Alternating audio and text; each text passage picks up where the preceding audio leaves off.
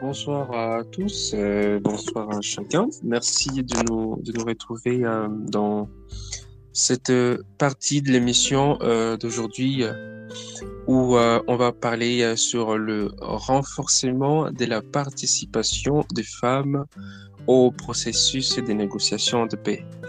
Voilà, comme d'habitude, je ne suis pas seul dans cette émission. Nous avons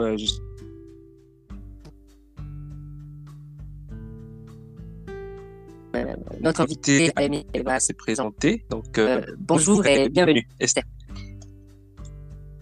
Bonjour Joey, bonjour tous qui vont nous suivre, tous qui nous suivent. Alors, moi c'est Esther Loavo, je suis journaliste à la base. Je suis également experte en genre et formatrice en leadership féminin. Merci.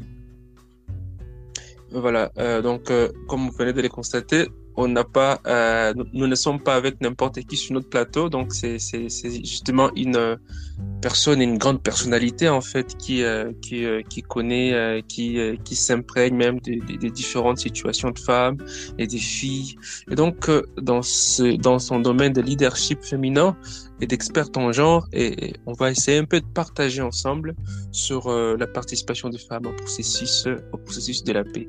Et sans pour autant tarder, nous allons commencer par les différentes questions qui sont justement avec nous ici. Esther, pourriez-vous en fait nous dire aussi comment évaluez-vous la participation actuelle des femmes dans les processus de négociation de paix en RDC? D'accord. Alors, merci infiniment, Joey. Je ne sais pas si vous permettez. Oui. Je voulais vous remercier sincèrement pour cette invitation et pour ces cadres que vous m'avez accordés pour qu'on essaie d'échanger sur une question très majeure qui j'apprécie beaucoup et qui est au fait du bénéfique, surtout dans notre contexte actuel où précisément à l'est de la RDC, à Goma, territoire de Nyiragongo, de Masisi, nous sommes en train de vivre une situation d'insécurité réelle. Et donc, ça, c'est une question très cruciale et je vous remercie sincèrement de m'y avoir invité et je suis certaine que ce ne sera pas un moment perdu. Et donc, voilà, merci à toi et merci à tous. Donc, j'aimerais maintenant répondre à votre première question. Celle d'évaluer au fait la participation des femmes dans les processus de la paix à l'est de la RDC et surtout je vais insister en RDC, en fait, au Nord Kivu, précisément à Goma, parce que c'est au Nord Kivu que j'évolue plus. Précisément à Goma. Donc, tout ce que je peux dire, c'est que on peut déjà remarquer une forte avancée dans la participation de femmes. Et c'est déjà grand. C'est vraiment un pan des géants franchi par les femmes jusque-là. C'est quelque chose à encourager et j'aimerais ici avant tout féliciter en tout cas toutes les femmes qui se sont fait jeter dans la lutte et qui ont commencé qui ont commencé justement à laisser au fait les empreintes, qui ont commencé à se dire, bon, justement, on ne va pas rester victime, on ne va pas rester en train de regarder, mais on va être participante, on va être actrice. Et c'est ce qu'on peut déjà remarquer. Hein? Ce qu'on peut remarquer, à un certain moment, les femmes ne sont plus victimes. Elles ne sont plus là pour regarder. Elles se sont dit qu'elles vont désormais... Oui, elles sont déjà actrices, oui. Et elles ont pensé que c'est le moment en fait crucial. C'est le moment qu'il faut jouer un rôle au lieu de rester en train de regarder, de subir. Parce que justement, vous savez que chaque fois quand on parle de l'insécurité, de la situation de l'insécurité, surtout à l'est de la RDC, si vous le remarquez bien, c'est souvent les enfants et les femmes qui sont victimes. La plupart, en fait, les enfants et les femmes qui sont victimes. Et les femmes ont pris conscience de cela et se sont dit, on ne va pas rester victime, mais on va être actrice. Alors, comme j'évolue beaucoup plus dans le monde des organisations féminines, je vais commencer par là. Précisément ici, au Nord Kivu, les organisations de femmes ont joué un rôle très crucial, en fait, dans la recherche de la paix à l'est de la RDC. Et elles se sont mises ensemble, elles ont mis les efforts ensemble pour essayer de voir qu'est-ce qu'elles peuvent apporter dans la recherche, en fait, de la paix à l'est de la RDC. Quel rôle elles ont à jouer, comment est-ce qu'elles peuvent mettre les efforts ensemble pour tant soit peu contribuer à la recherche de la paix à l'est de la RDC, parce qu'elles ont compris justement qu'elles ont un rôle à jouer, elles ont compris que ce sont des actrices et non seulement des victimes. Et nous avons vu combien les organisations de femmes se sont mises ensemble et ont constitué des groupes de femmes sur plusieurs plans et ont commencé à réfléchir ensemble ce qu'elles peuvent faire pour qu'elles contribuent à la recherche de la paix à l'est de la RDC. Plusieurs organisations, j'ai même participé dans plusieurs consortiums de femmes qui se sont mises ensemble et qui ont commencé directement à réfléchir sur quelles actions à mener pour contribuer à la recherche de la paix à l'est de la RDC, quelles stratégies elles vont utiliser, quels moyens. Et depuis un certain moment, depuis plusieurs années, le travail qui a été fait par ces consortiums n'est pas passé inaperçu. Justement, moi, j'ai toujours dit que la recherche, en fait, la lutte vers l'obtention de la paix, c'est vraiment continuel, c'est un processus, ça ne vient pas du tout au tac, c'est un processus, c'est un engagement. Et comme les consortiums ont commencé, depuis que les consortiums de femmes ont commencé à travailler, à se mettre ensemble et à réfléchir sur des stratégies à mettre en place, on a remarqué des avancées. Et jusque-là, j'ai participé dernièrement dans un consortium il y a 1 mois et demi. Il y a en tout cas des stratégies mises en place. Il y a des organisations, il y a des groupes de femmes qui ont récemment, on a même associé des jeunes et qui ont commencé à réfléchir, à monter des stratégies, à se demander, à se dire qu'est-ce qu'on n'a pas pu faire jusque-là, qu'est-ce qu'on peut faire, qu'est-ce qu'on peut capitaliser encore une fois comme stratégie. Et les processus sont en cours, on n'y arrive pas encore, mais on espère en tout cas avec ces consortiums, avec ces stratégies, avec tous les moyens, avec toutes les réflexions, de différentes organisations, vont, vont nous amener de bons résultats jusque-là. Voilà, Esther. Du coup, quand vous étiez en train d'évoquer voilà, ces exemples-là, Mhm. une question me vient. Je me dis que, par exemple, sur l'échelle de 1 à 10, cette participation peut-elle être évaluée comment euh, par rapport à vous, d'abord, en tant qu'actrice?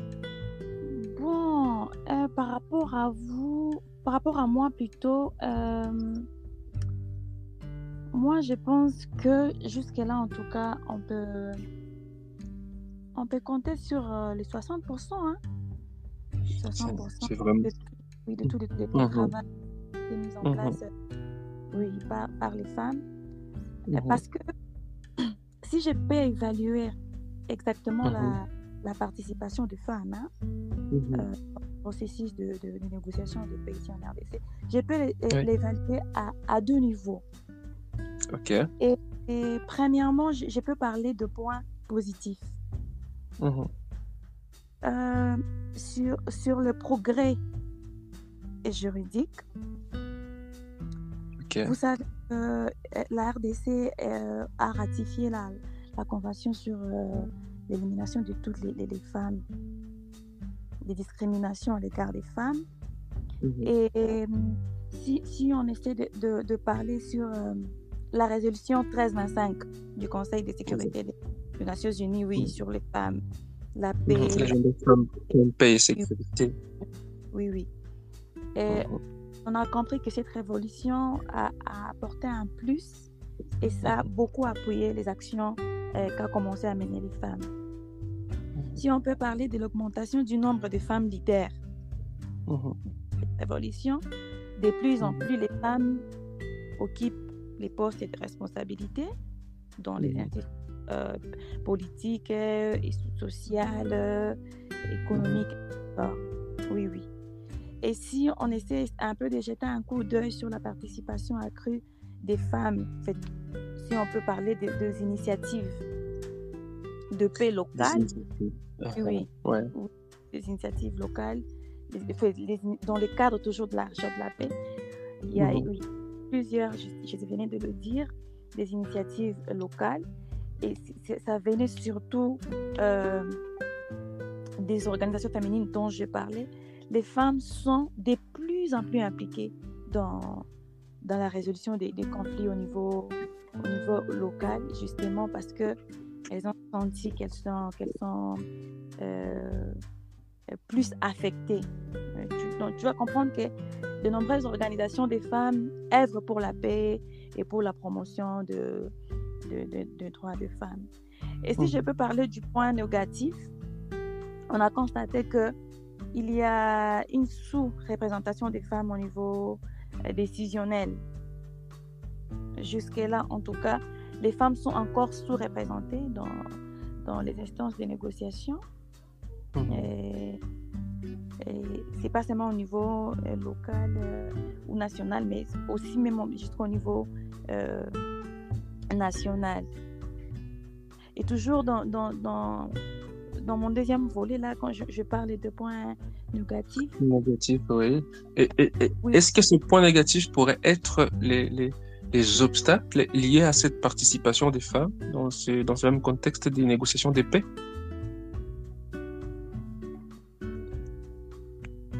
oui, oui, oui, Mhm, justement, mhm. justement parce que je sais que même euh, toutes ces organisations de femmes, Oui. euh, parmi ces obstacles, je peux me dire que euh, toutes ces organisations de femmes manquent de ressources Mhm, euh, financières, techniques, tu vois, pour bien mener leurs actions. Ça, moi, je peux compter ça parmi les obstacles. On peut parler de mhm. la question des stéréotypes des genres. Oui, Hein. ouais.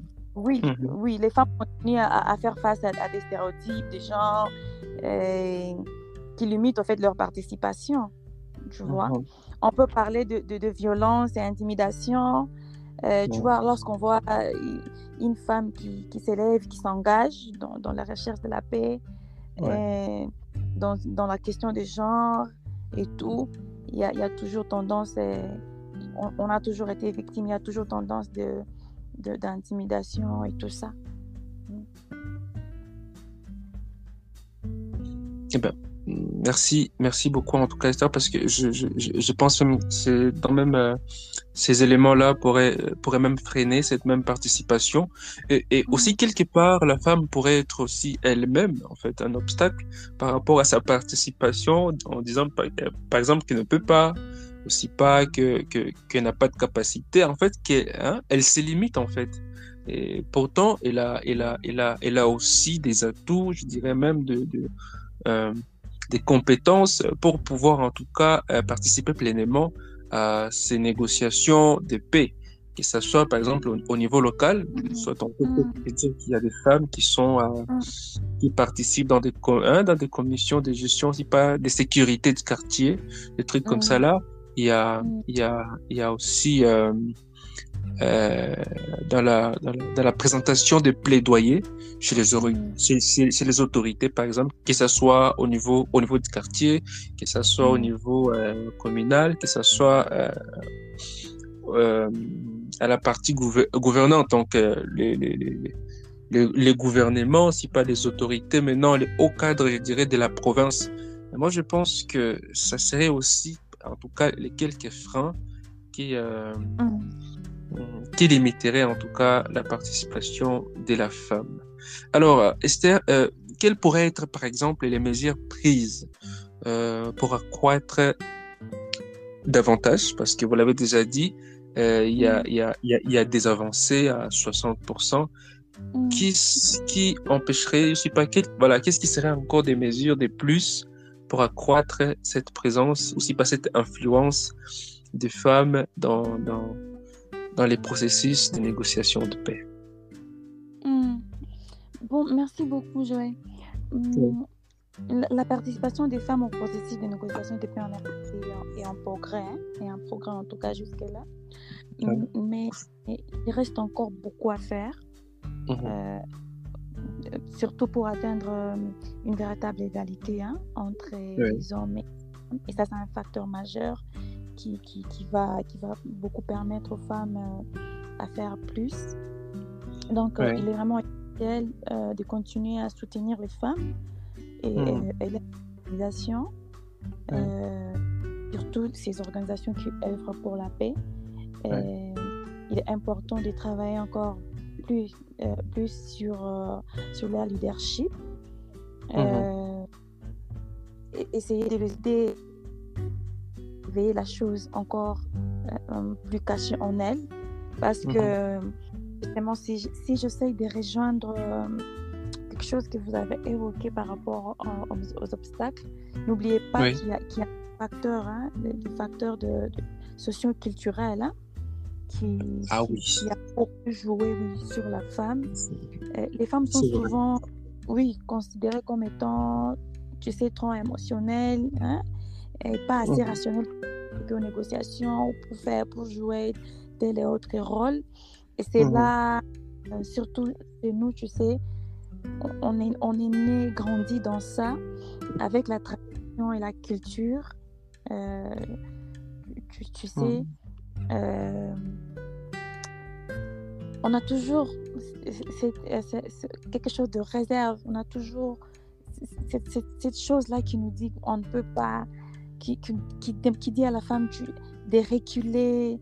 Il y a toujours des expériences vécues pas très bien. Tout ça affecte la femme. Et n'oublie pas, j'aimerais bien revenir sur les violences sexuelles basées sur le genre, qui affectent aussi plus les femmes, qui affaiblissent même leur participation. Les femmes qui osent s'affirmer et vouloir vraiment participer sont exposées, tu vois, à plusieurs risques accrus de violence. Et donc tout ça là, il est vraiment important à ce qu'on y pense, qu'on y réfléchisse, qu'on renforce la confiance en elle, son leadership pour s'assurer qu'elle exerce pleinement son rôle d'actrice. Et voilà. Voilà, et surtout, vu que vous intervenez dans le leadership féminin, Mhm, moi je pense dans le même angle que vous, en tout cas mhm, qu'il faille renforcer mhm, ces côtés-là pour les femmes, pour qu'elles soient, je dirais, pour qu'elles ne se posent même pas des limites. Et mhm, s'il pouvait y avoir des limites qui peuvent se poser au niveau d'elles-mêmes, mhm, qu'elles arrivent à pouvoir s'en passer.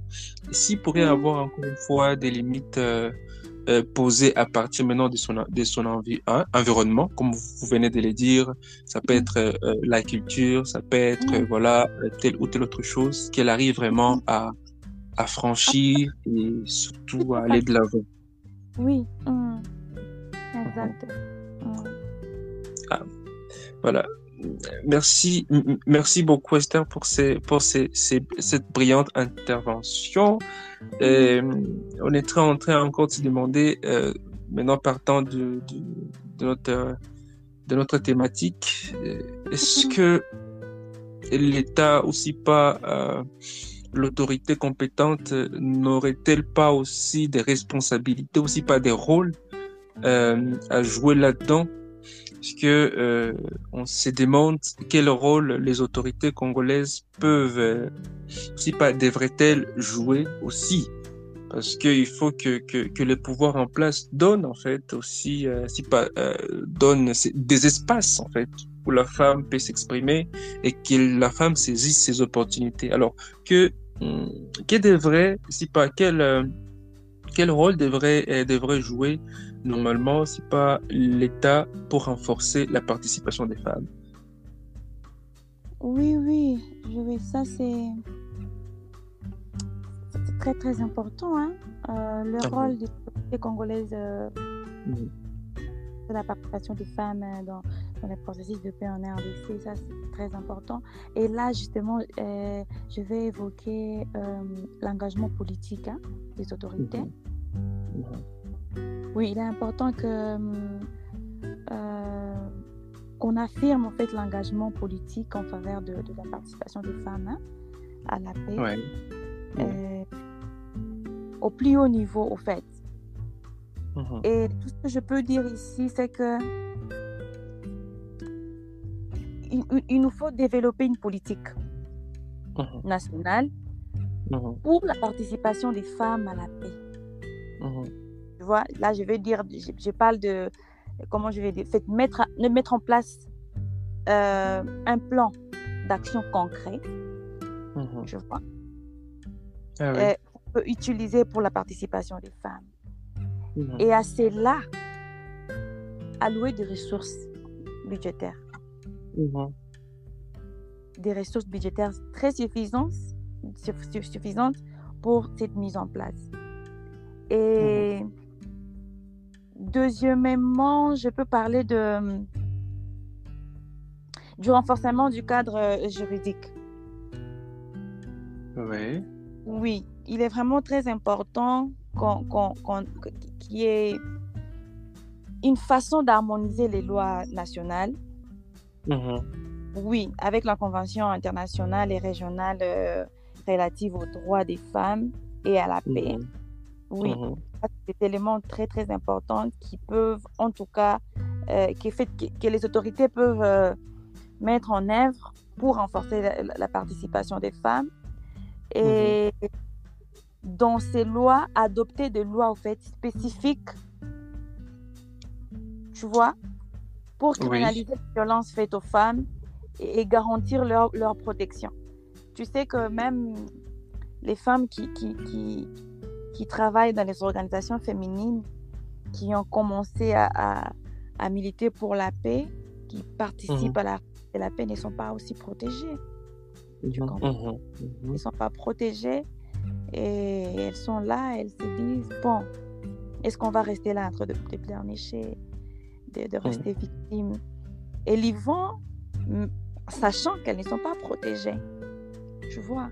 Et si l'autorité vraiment congolaise essaie de jeter un coup d'œil là-dessus, et trouver un moyen de protection de toutes ces femmes, ça peut être quelque chose de très, très important.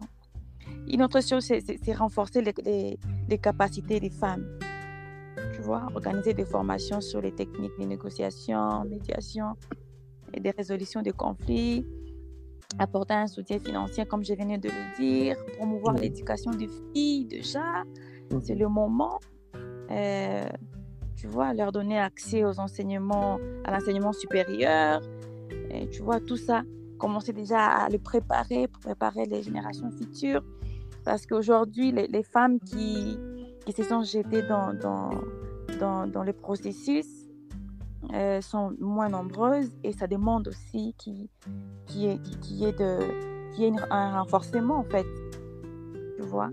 Ça sera... Moi, je me dis toujours, si on a la capacité de renforcer les capacités des femmes, c'est vraiment quelque chose de très crucial. Il faut le faire et le faire encore et encore, tu vois. Et oui, lorsque je parle de la protection des femmes qui s'engagent dans la recherche de la paix, c'est quelque chose qui fait, d'abord, ça encourage, ça suscite d'autres femmes à s'y jeter, à s'appuyer, parce que parfois quand on y va, un pied de... Tu sais, lorsqu'on n'est pas protégé dans cette lutte, justement, on ne peut pas reculer, on ne peut pas croiser les bras, mais on y entre avec un pied dedans, par moment, un pied dehors. Parce que tu sais que les femmes, c'est aussi une source de vie, c'est de mères de famille, tu comprends? Alors, avec nos familles, les enfants et tout, bon, elles y vont sans protection, mais en tout cas, ça rassure pas. Si alors, vraiment l'autorité... Oui, c'est qui dirait... Oui. Bon, je ne sais pas si vous avez fini, mais je voulais dire ce qui alors mettrait directement la femme en danger si elle n'est pas protégée. Et donc, dans les cas où vous étiez en train de parler que l'État doit mettre en place des politiques et des lois. Et moi, je pense que dans ce même cadre, il pourrait mettre des politiques et des lois pour spécialement protéger cette femme-là qui s'engage. Qui se donne pour pouvoir promouvoir la paix, si pas même entrer dans les négociations de paix. Mais la question que j'étais en train de me poser, mais est-ce que aussi dans les grandes, je dirais, réunions, dans les grandes assemblées, est-ce que les points de vue les points de vue des femmes sont pris en compte? Parce que si une fois, la femme pourrait peut-être, je dirais, parler par rapport à une question de paix, une question de sécurité, aussi pas une question qui engage en fait, je dirais, son quartier, sa province, sa ville, même son pays. Est-ce que les propositions des femmes aussi sont prises en compte, sont considérées? Dans des grandes assemblées, la femme n'est pas justement là pour pouvoir jouer aussi par faire les protocoles de ces hommes qui sont dans ces réunions et tout, mais elle n'a pas en fait le pouvoir de décision, aussi pas aussi le pouvoir d'influencer une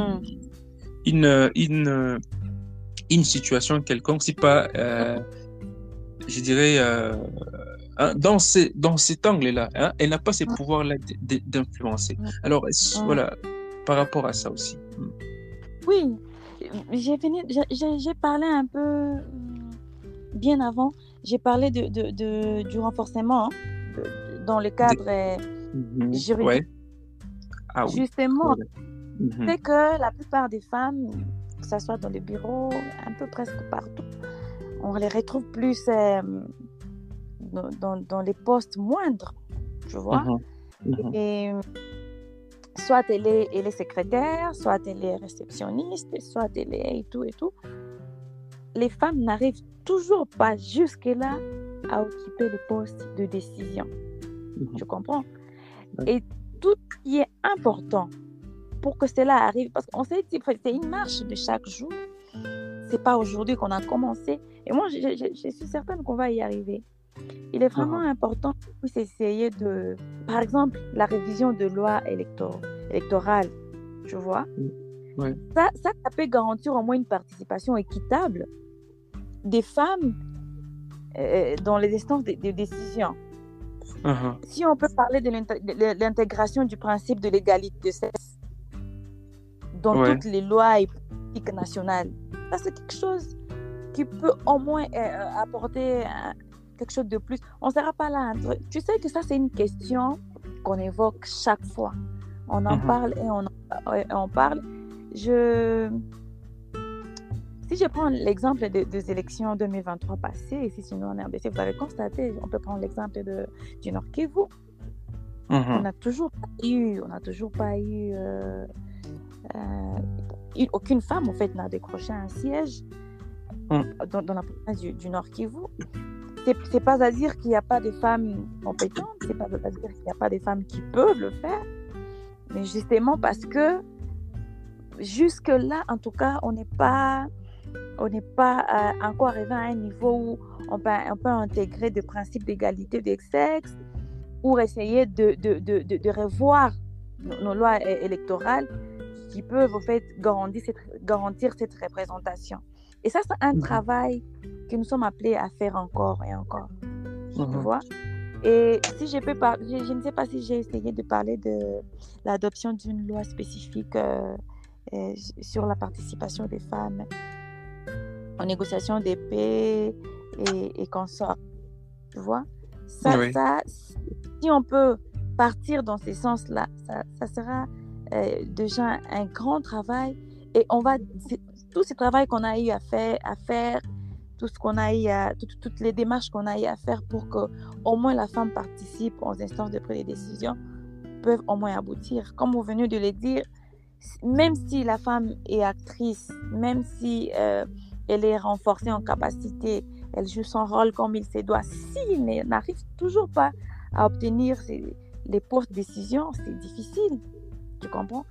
C'est toujours difficile qu'elle influence, c'est toujours difficile qu'elle apporte vraiment son avis par rapport à la question de paix et autres. Voilà. Et voilà.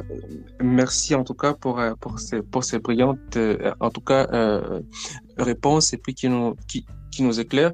Et moi aussi, je voudrais tout simplement ajouter parce que voyant ce qui s'est passé avec quand même les femmes, juste un peu évoquer cela, avec les femmes durant les Mm. élections l'an passé. Bah, c'est vrai, on a quand même vu un taux de participation des femmes durant cette étape-là. Mais la question qui se posait, est-ce que toutes, par exemple, avaient la vision, euh, si pas de pouvoir contribuer à quelque chose de grand Mm. euh, dans leur pays, par exemple? Est-ce que toutes, je dirais, avaient vraiment ces désirs-là, euh, Mm.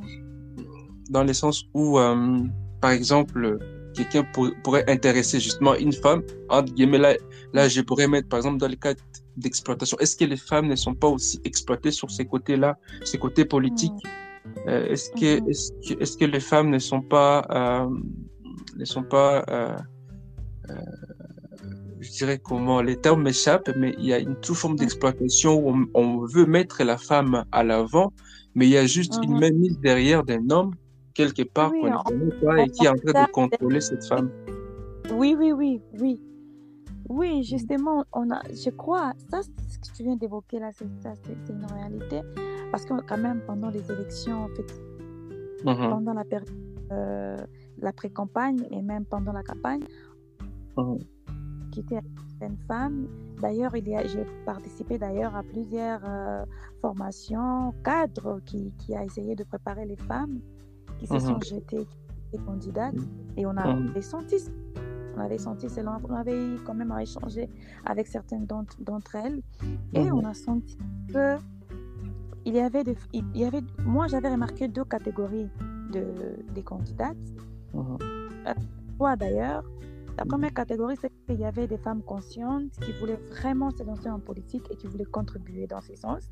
mhm. Il y avait des femmes qui étaient envoyées, tu comprends? Elle était là pour couvrir quelqu'un.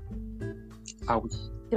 Oui, quand il s'agit de leur parti, Mhm, de leur parti moral, On dit, bon, tel va là-bas, tu postules, tu fais ceci. Ça ne vient pas d'elle.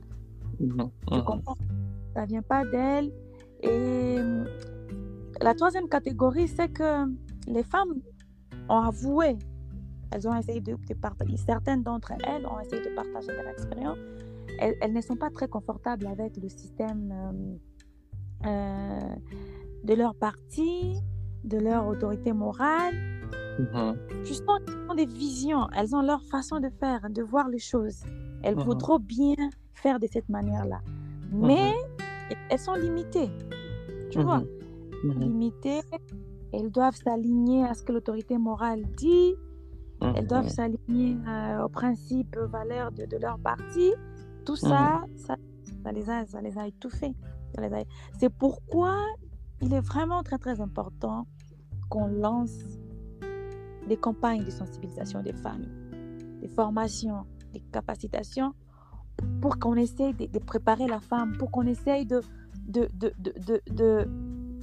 l'amener en fait à s'engager, surtout en ce qui concerne la politique, à s'engager, à prendre conscience de savoir dans quoi est-ce qu'elle se jette, c'est quoi la vision, c'est quoi les résultats, tu vois, tout ça. Parce que si elle va être là, comme on a constaté, être là, juste représenter quelqu'un, ou elle y va parce que tel a dit, en tout cas, on va rien atteindre comme résultat. Et puis, pour cette question, il y a quelque chose de très, très, très important que j'aimerais dire, c'est que la mise en place de politiques et lois spécifiques est essentielle pour soutenir l'égalité des sexes dans les processus au fait de paix en RDC. Je vais dire les politiques, les lois doivent être accompagnées d'un engagement politique, tu vois. Ça doit être accompagné d'un engagement politique, parce que si ce n'est pas le cas, on va sentir que toutes les actions menées par les femmes ne vont pas être efficaces, tu vois, ne vont pas être efficaces, et ça sera comme toujours. Ça sera comme toujours. Bon, il y a une femme qui s'est levée, qui s'est engagée, mais après, bon, tu vois, c'est qu'on a toujours vécu, et surtout, on a senti, ça, on a senti pendant les élections passées, on a senti qu'il est vraiment important que l'engagement politique très fort, alors, toutes ces lois et politiques, si ça ne sera pas le cas, si ça sera une certaine façon de venir, Esther, s'il vous plaît, est-ce que tu peux postuler? En tout cas, on ne va jamais atteindre les résultats qu'il faut. Exactement, ça rejoint en fait, je dirais, c'est un cas concret d'une dame qui avait partagé en fait cette expérience. Elle était avec son amie, dans une soirée là, elle s'est parlé parce que de tout et de rien, comme elle devrait se parler en tant que femme. Mais le lendemain, les jours d'après, cette même femme l'appelle et lui dit, voilà, non, je vais postuler comme candidate. Vous voyez? Imagine à cet instant-là, vous étiez avec la personne hier et n'avait pas cette envie. Elle n'a jamais pensé qu'elle pourrait être un jour une femme candidate, que ce soit à la députation, c'est pas provinciale ou nationale, mais comme par un coup de bateau, de baguette magique, voilà, et elle t'appelle. Est-ce que tu peux soutenir ma candidature? Voilà. Mais finalement, vous voyez, en fait, elle y va sans vision, elle y va sans vraiment, je dirais, des aspirations et même des pistes de solutions. Elle pourrait peut-être être un instrument de manipulation de ces hommes, aussi pas de ces hommes, qui pourraient tenir la main derrière, en fait, derrière. Exact. Et cela fait à ce qu'elle ne se prépare pas suffisamment. Lorsqu'on te surprend est-ce que tu peux postuler, est-ce que tu peux être ceci? Ça vient pas d'abord de toi, tu n'as pas été préparé, tu ne sais pas comment et pourquoi tu vas commencer. Donc, c'est ça. Voilà. Alors, si on pourrait parler maintenant par rapport à la partie de ce que vous pouvez avoir comme, je dirais, suggestion, comme, oui, tout autre comme recommandation par rapport à cette même participation de la femme et tout ça. Qu'est-ce que vous, vous donneriez? Parce que là, je vais justement poser cette question en voyant votre casquette. C'est ce que c'est ce que je mets en tête en avant. En voyant votre casquette, qu'est-ce que vous donnerez comme recommandation? Ouais, merci beaucoup, Joël. Justement, tout ce que je peux donner comme recommandation, c'est premièrement l'adoption d'une loi spécifique sur la participation des femmes. Oui, ça va beaucoup nous aider et ça va faire à ce que les choses au moins se passent un peu différemment parce que justement, on a quand même des lois qui favorisent la participation des femmes, mais si ça devient plus spécifique, ça sera quelque chose de plus et c'est bon. Comme je l'ai dit auparavant, réviser les lois électorales pour garantir une représentation équitable des femmes. C'est très, très Sur important. cette question, je voulais peut-être aussi renchérir par rapport au 4e siège. Le 4e siège, où on disait que voilà, la femme pourrait occuper ce 4e siège. Là, ça, c'est super. Super. Et puis, si aussi on pensait à l'intégration du principe de l'égalité de sexe. Oui. Ah oui. Ça, dans toutes les lois et politiques nationales, ça peut aussi nous aider. Si on parlait aussi, si on touchait les points institutionnels, l'appui au fait institutionnel, on peut penser par exemple à la création d'un ministère, d'une agence gouvernementale dédiée à la promotion et l'égalité des sexes. Et spécifiquement dans le processus de paix, ça peut être quelque chose de bon. Et si on peut aussi penser au renforcement des capacités des institutions pour la mise effective de lois en faveur de l'égalité des sexes, ça peut être quelque chose de très, très, très important. Comme je l'ai dit tantôt, sensibiliser et former les femmes, organiser chaque fois de campagnes de sensibilisation sur l'importance de la participation des femmes, sur la participation des organisations des femmes, organisation de plusieurs formations sur les techniques de négociation, sur le leadership, sur la participation, la médiation. Tout ça peut être quelque chose vraiment de très, très important. Sans oublier, comme je l'ai dit, la protection des femmes, dont les femmes qui militent pour les droits de la femme, mais aussi pour la recherche de la paix dans notre pays. Travailler encore plus sur les femmes qui sont déjà engagées dans les processus et et les soutenir, parce que les mêmes femmes qui sont engagées dans les processus sont aussi souvent victimes de violences sociales et tout. Si on peut le soutenir, ça peut être quelque chose de très, très, très, très important. Il y a quelque chose aussi que je peux donner comme recommandation. Renforcer la collaboration entre les organisations de la société civile et les gouvernements, les institutions gouvernementales, les partenaires internationaux. Ça peut être quelque chose de vraiment très, très important. Et encourager au fait la participation active des femmes au processus de paix en RDC, comme comme je l'ai dit au début de l'émission, c'est que les femmes sont plus victimes, mais aussi actrices. Donc, les amener à participer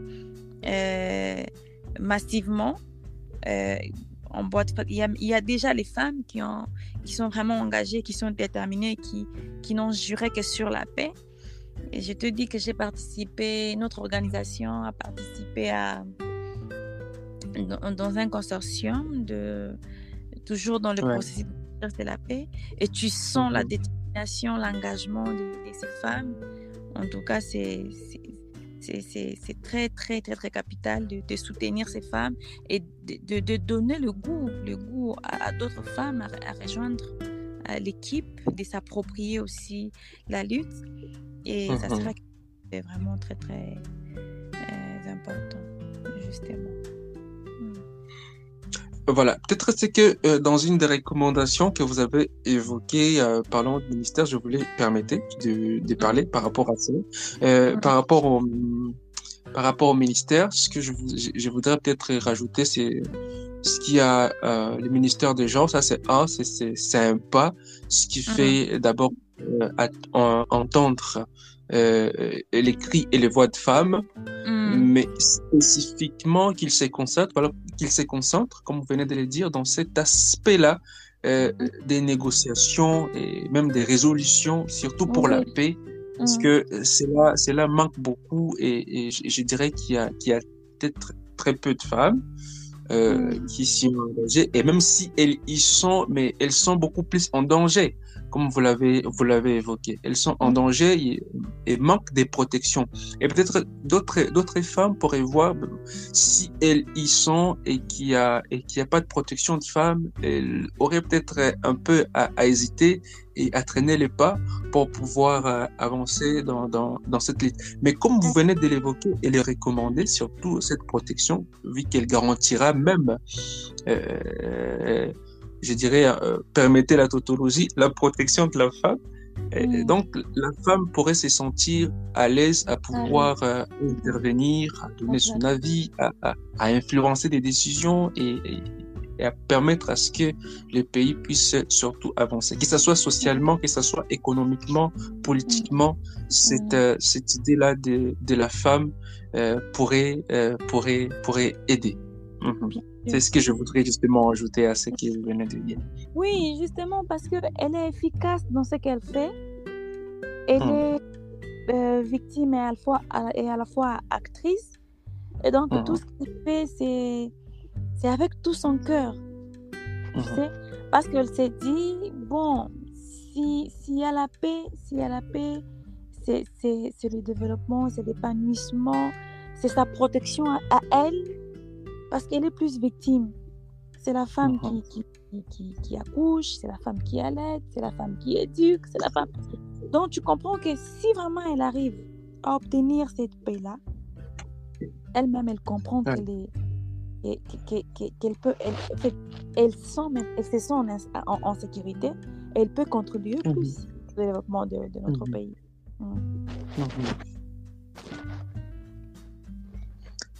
Voilà. Je dirais grand merci d'abord à Esther. Merci en tout cas pour votre brillante participation dans l'émission. Ça nous a rappelé en fait une fois avec qui on était la fois dernière. Vraiment, je ne cesserai jamais en tout cas de dire que les femmes sont déterminées, sont engagées et pour plusieurs causes, que ce soit dans la recherche. Elles sont vraiment engagées, que ce soit aussi au niveau social, ils sont en tout cas et ils mettent tout leur cœur, toute leur énergie pour pouvoir faire marcher les choses, pour pouvoir faire changer les choses et que leur participation soit vraiment, je dirais, vue, pas seulement vue, mais que ça puisse encore une fois être appuyé davantage. Et vraiment, je suis content que vous ayez fait faire partie de cette émission Mhm, pour qu'on puisse ensemble discuter mhm, sur ces quelques questions. Mhm. mhm, mhm. En tout cas, merci beaucoup, Joël. Comme je te l'ai dit aussi avant, Ouais. c'est des questions très importantes, vu tout ce que nous traversons sur le reste de la... Et donc, Ouais.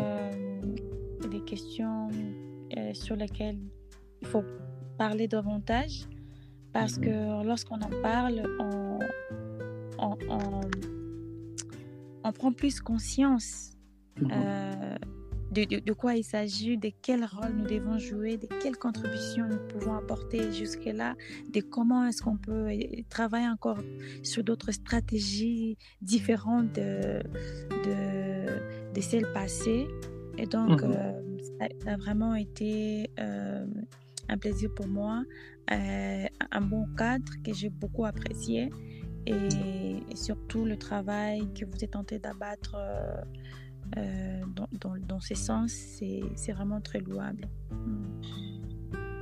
Merci beaucoup, Esther. Ça nous va droit au cœur. Sache que, en tout cas, c'est une passion et Mm. c'est quelque chose qui va continuer et puis sans arrêt. Ça, Mm. ça nous fera encore plaisir de vous revoir, dans notre émission et de pouvoir encore partager sur autant encore des sujets à ce qui Mm. concerne les Mm. femmes et tout, Oui, la Joël. femme Et et les puis, filles. oui. Et puis, il y a quelque chose hein, que j'ai failli oublier. Hein. Je disais, j'aimerais dire à toutes les femmes, Mhm, non seulement à celles qui sont déjà engagées dans la lutte, mais à mhm, toutes. Nous devons vraiment savoir que la participation des femmes au processus de paix ouais, dans notre pays, en RDC, est un enjeu vraiment très crucial mhm, pour la construction d'une paix mhm, durable. Et cela viendra que de nous. mhm, Alors, il est vraiment important que l'on prenne encore plus conscience et qu'on reste avec la même allure, qu'on mhm, continue, qu'on s'engage mhm. davantage, qu'on Ouais, se donne et ouais, parce que à ce niveau où nous sommes, si vraiment on a besoin d'une paix durable, il n'y a que nous et nos contributions comptent. Nos mhm, contributions comptent et que j'aimerais dire que jusque-là, les efforts fournis ne sont pas passés inaperçus. Ce n'est pas en vain que je l'ai dit tantôt. mhm. La recherche de la paix, c'est tout un processus. Ouais, Tous les plaidoyers tout autour de la recherche de la paix, toutes les actions, c'est pas passé inaperçu. C'est déjà quelque chose sur lequel on a eu à travailler. Et si on continue dans le même sens, justement, ça va donner des résultats. Ça va donner des résultats et ça sera euh, une contribution majeure pour la reconstruction d'une paix durable et inclusive dans notre pays. merci, Esther, pour cet apport très important que vous avez failli oublier. Ouais. Oui. Euh, Alors, nous disons merci à vous, comme voilà, je viens de le dire, merci à vous et aussi merci à ceux qui nous écoutent. Et donc, s'il peut y avoir des questions de la part de nos auditeurs, en tout cas, les questions sont les bienvenues. Et donc, on fera feedback à Esther pour qu'on puisse répondre en tout cas à ces différentes questions qui peut venir d'ici là. Merci en tout cas pour votre pleine participation dans cette émission. Merci beaucoup, Joël. C'est un plaisir pour moi d'y participer et une bonne suite, en fait, pour votre prochaine émission. Merci beaucoup, Esther. Ciao.